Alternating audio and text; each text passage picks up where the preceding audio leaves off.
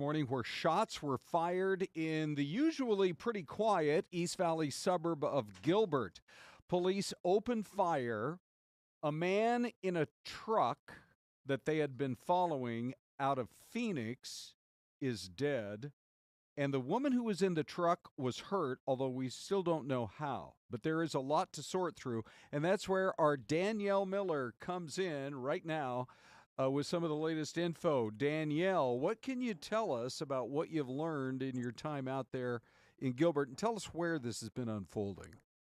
Yep, there's definitely a lot to unpack here because of the miles spread apart between these two situations. So it originated at 5:30 yesterday evening. That happened in Phoenix.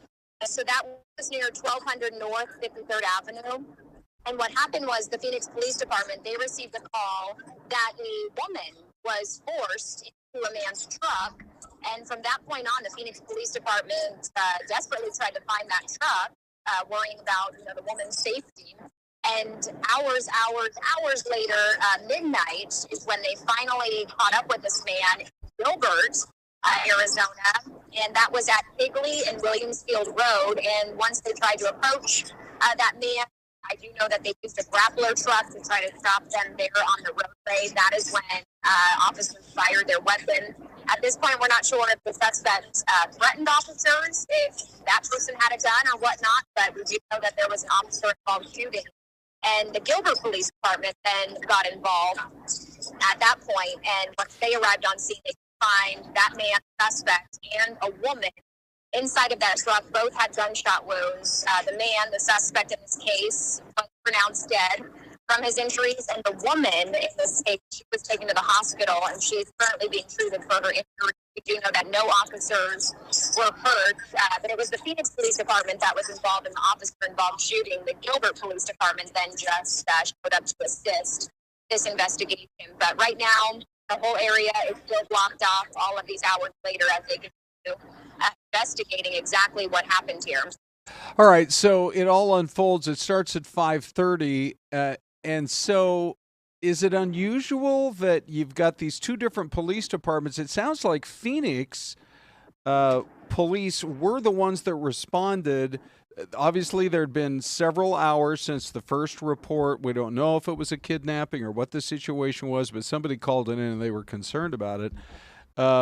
That then Phoenix PD responded all the way out there in Gilbert? Or was it a situation that it was in a different location where they first responded and then that took them all the way out to Gilbert? Do we know that fact yet? Yeah, there's a special unit within the Phoenix Police Department that, tracks people like this, does stuff like that. So that was the department that kind of took over. It's within the Phoenix Police Department, but that's what brought them all the way to Gilbert because they were continuing their investigation. And since they found him all these hours later by tracking him, that's why they tried to use the grappler truck, which they did deploy. Not sure exactly if that's what stopped the vehicle or not. Okay, and do we know if the woman was hurt as a result of all the gunshots fired? I'm trying Yeah, go ahead. She was shot, yes. When Gilbert police arrived and their fire personnel as well as their medics, when they arrived, the woman was shot.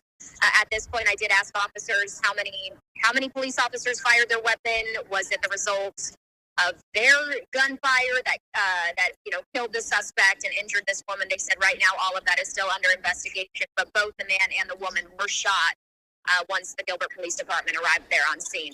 And I know that for sure that Phoenix Police had their public information officer out there. I don't know if Gilbert Police did the same thing, in terms of your interaction with either Phoenix Police or Gilbert Police. But what was the overall gist of what you learned from either of them? Yeah, so they both were out there. We both of their public information officers, they were out there at about 4 o'clock this morning giving us a briefing. So right now, Gilbert Police, they're handling the officer-involved shooting that happened within their jurisdiction. The Phoenix Police Department is still involved and is now handling the situation from that original call that happened at 5:30 at this point. So they're working together. We saw detectives and police crews from both departments out there that were investigating. All right, that's our Danielle Miller reporting for us live. It has been a very busy morning. Danielle, thank you. You bet. Out there in Gilbert, and we are going to continue to try to sort through all of the information there. It's always more complicated when there are multiple hours and a couple of different crime scenes, in terms of what we are watching. We have live pictures coming in this morning from a very snowy Washington, D.C. Syleste joins, by the way. Hi, Ron. Good morning. Oh, my gosh. Don't you love looking at that picture? It is so gorgeous. You could see some of the snow falling, too, in the background when President Trump had that press conference with Elon Musk and his son. Right. If you looked past both of them through the windows at the White House, this was yesterday. It's been snowing for some time in D.C., and you can tell from this image. Yeah. During that press conference, you could see the snow falling at that time as well. You know who I was worried about? Our number one ace reporter in Washington. We're live with Doug Luzader every day. Every day. You know, he walks to work. Yes. So that was my first thought is how's he going to trudge through this snow? Maybe snowshoes? Galoshes, cross-country skis. Snowmobile? Yeah, no kidding. Can you see him on a snowmobile? He's the kind of guy I could actually ask him that question. But the reason we're showing these live pictures from the White House, what a joyous night last night, a real celebration. An American who had been wrongfully detained in Russia for years was released. We don't know all the details other than the fact that President Trump said Russia was very fair in the whatever negotiations were involved. Mm-hmm. And in fact, the president even mentioned saying, I think that this breakthrough may very well help us when it comes to some of the deeper issues we're dealing with Russia with right now, right, including the war in Ukraine. Yes. He said, I just want that war to be over. So Mark Fogel, he got arrested at the Sheremetyevo airport in Moscow. He had a small amount of medical marijuana. The arrest was made in 2021, and then in 2022, they gave him 14 years of hard labor. Now, it's kind of cool because he arrived back in the U.S. I think this was when he first touched down in the U.S. in a Pittsburgh Steeler cap, Syleste. He is from Butler, Pennsylvania, which is a little north of Pittsburgh. He'd been living in Russia since 2012, teaching at the Anglo-American school in Moscow. Mm-hmm. And then this happens. And by the way, when some of the other prisoners were released, including Brittany Griner, right, it was Fogel's family who was like, hey, do not forget about Mark. Right, because there were similar charges. Yes. Yeah. And then she was released before he was. Yeah.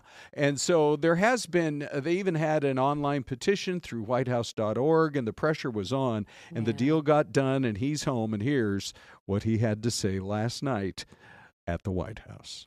I feel like the luckiest man on earth right now. And I want you to know that I am not a hero in this at all.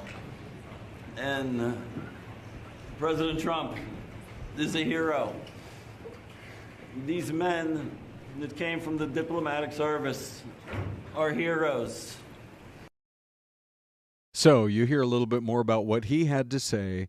And it sure seems like it's a happy ending, but boy, a long struggle for him, multiple years they're being held in Russia. I bet his family is so relieved. Syleste, can I ask you what you paid for gas last time you filled up? I believe you have a vehicle with a larger tank. I do. Okay. It's slightly smaller than a bus. I believe I paid $3.39.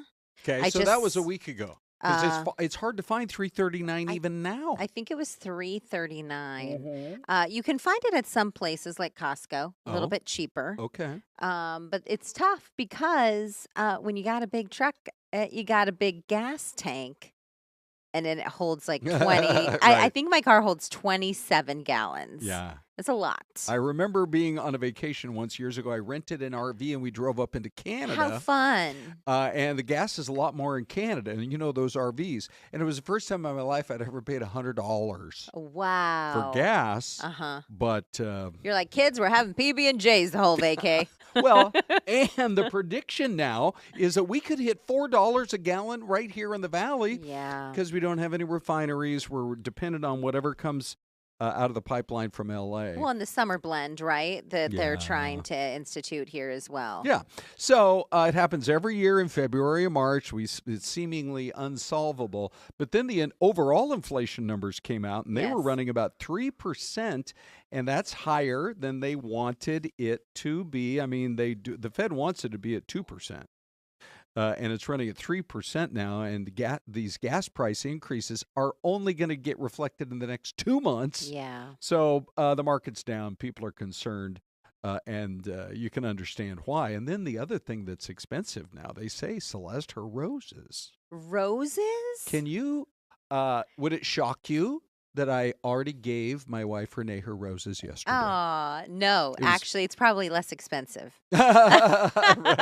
Well, Anita tells me they do all their celebrating on February 15th. We don't That's do our less expensive. Yeah, we don't do our celebrating on the 14th either. Okay, yeah. we do our celebrating every day. Yeah.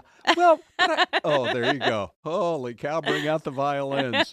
Anyway, they are saying the national average for this has got to be delivered, right? This has got to be delivered, is now up to $90 for a dozen roses. I'm sorry, it yes. wasn't that at the store where I was yesterday. No, but again, Costco has it for $18.99.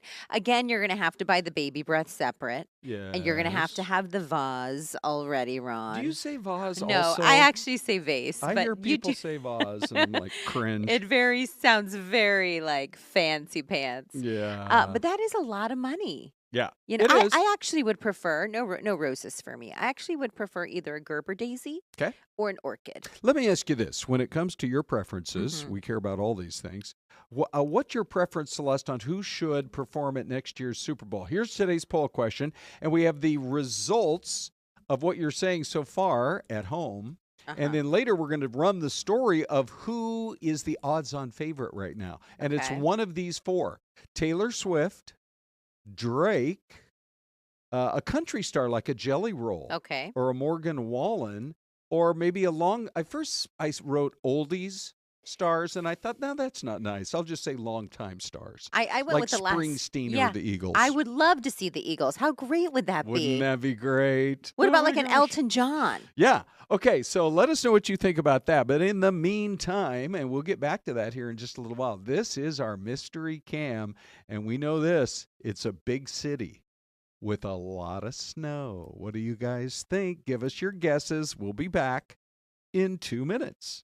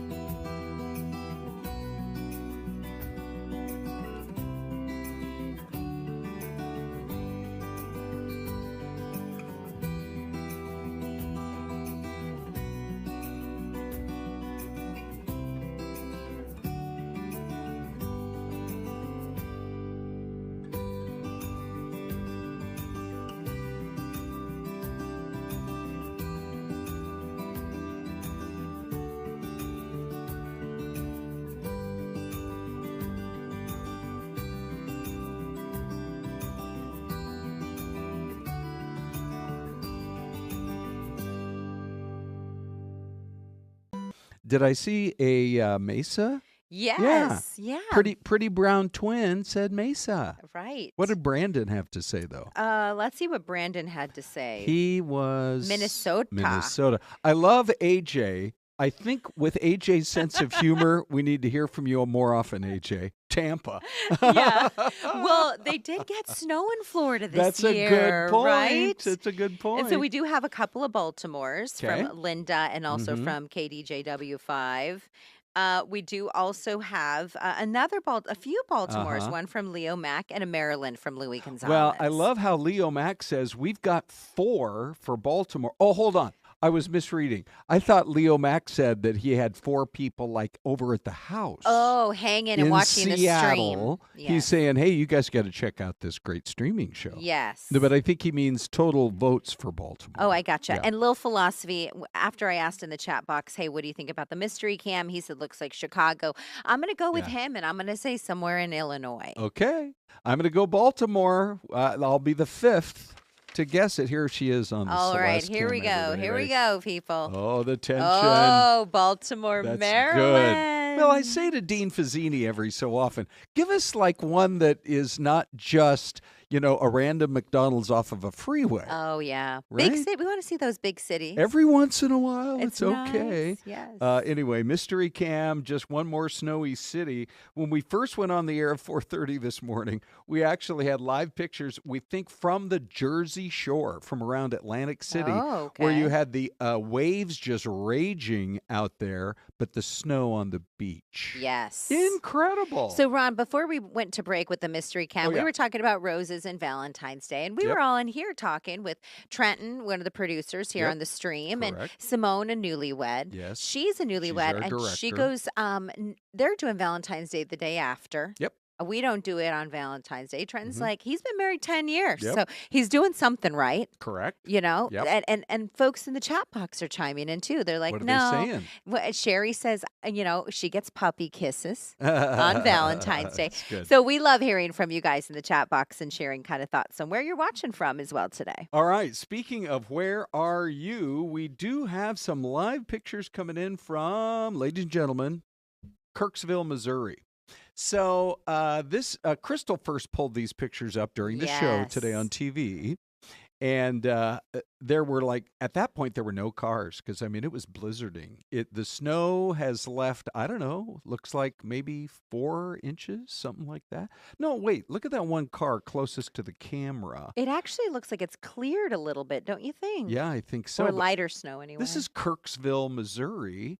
And did you ever know Ella Soroka?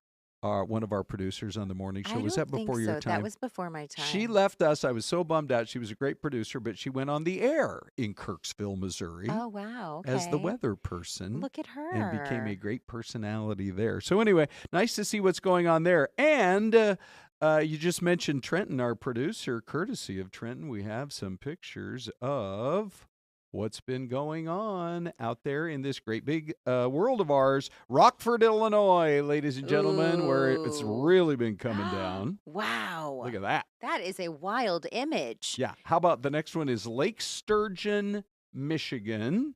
Stand by, and there you go. Wow. Look at those boats. Yeah, I know. Wow, and those icy waters. Yeah. A lot of flights are being delayed and affected right now because of this big storm system. And then we had, this morning, we had a reporter who was in Boone, North Carolina. Okay. And that's where I believe they had a lot of devastation move through recently. Oh, yes, right. Up in the western part. Yep. Yeah. And so they're had some concerns about some of the ice and the snow and the water and rain and everything They there. gotta get that And it's fixed. cold there Yes, right now. right? Yeah. Yeah, So it's all okay. over the place. Well, and then how about one more?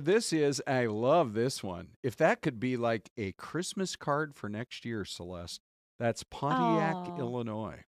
Isn't that pretty? Yeah, that's gorgeous. Now, that's back in the day that every county courthouse meant something. That's true. What do you Right. think this meant? This one? Yeah. We're loaded. We're rich. We have, Uh-huh. I don't know, there's a statue way over to the right there, I see. Oh, Maybe yeah. in the land of Lincoln, who knows?